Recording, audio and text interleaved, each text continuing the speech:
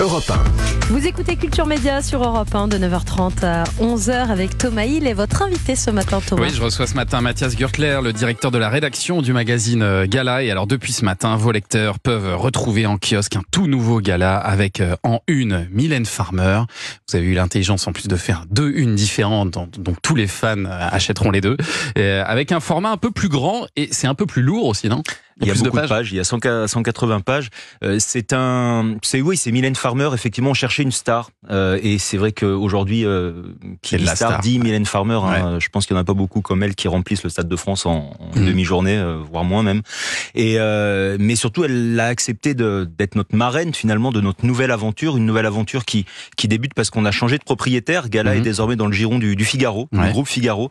On a aussi déménagé. On n'est pas très loin de chez vous, d'ailleurs, dans le 15e, là, pas très loin. Et donc on voulait donner une nouvelle impulsion à ce gala, faire gala en mieux, dans un gala encore plus premium, comme on dit dans le jargon. Mais vous voulez monter en gamme, c'est ce que vous expliquez dans votre édito. Voilà, on était déjà un magazine avec notamment aucune photo volée, des annonceurs les plus chics, etc. Mais on voulait surtout avoir un bel objet de presse, quitte à continuer à faire de la presse écrite. Et c'est aussi l'ambition du Figaro, qui, avec 500 journalistes dans le groupe, sait faire des magazines et des quotidiens, croit à la presse écrite. Et on voulait faire un bel objet de presse. Et un bel objet de presse, c'est, je pense, avec ce type de nouveau format, nouveau gala, plus de photos.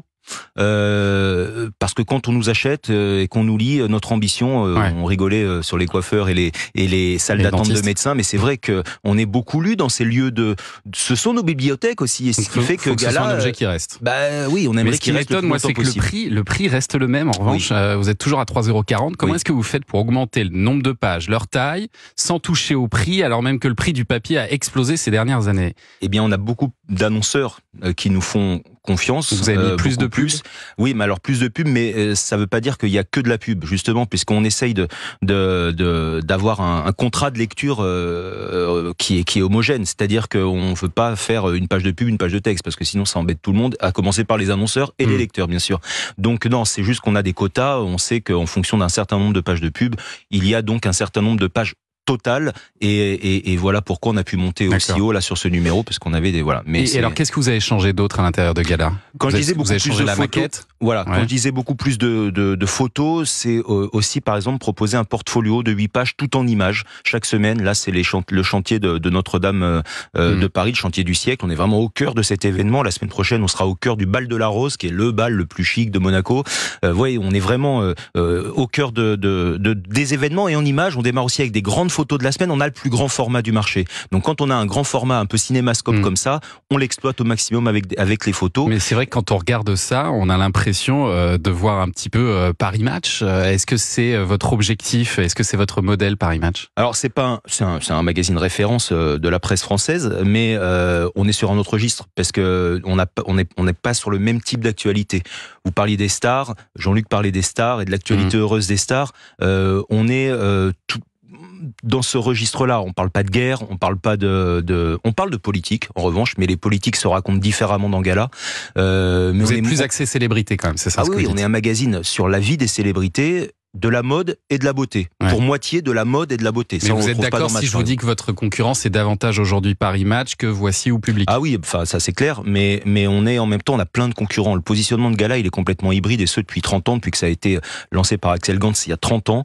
On a un positionnement hybride, on est à la fois un magazine féminin, donc on a, comme je le disais, pour moitié de la mode, de la beauté, mais aussi un magazine de célébrité. Et ce positionnement très hybride, avec que des photos produites, et de plus en plus de photos produites spécifiquement pour nous chaque semaine, ça n'existe pas. Ça veut dire que vous ne vous autorisez pas à diffuser des photos volées? Non, il n'y en a pas. Il n'y en a jamais. Il n'y en a jamais. Non, il n'y en a pas. Et alors, il y a une plateforme où vous êtes puissant, c'est TikTok. Ça, c'est assez étonnant, avec plus de 10 millions d'abonnés. C'est le 3e compte média mondial sur TikTok. Comment est-ce que vous expliquez votre succès sur cette plateforme, bien plus que sur Instagram ou Twitter, alors non, par exemple? On est aussi très très puissant sur Instagram. En fait, dans notre univers de concurrence, on est le leader sur Instagram aussi. Oui, mais là, c'est 10 fois plus sur TikTok. Oui, notre audience, elle a doublé quand même en 6 mois sur Instagram, mais en fait, c'est les mêmes ressorts. Je vous explique pourquoi. C'est vrai que Gala, ça a 30 ans. On est sur une cible qui est de lectrices qui ont entre 45 et 65 ans. Et la magie de Gala, c'est qu'on a réussi avec justement les réseaux sociaux, mais aussi le site internet, à rajeunir considérablement la marque, puisqu'à plus de 10 millions 400 000 même depuis ce matin.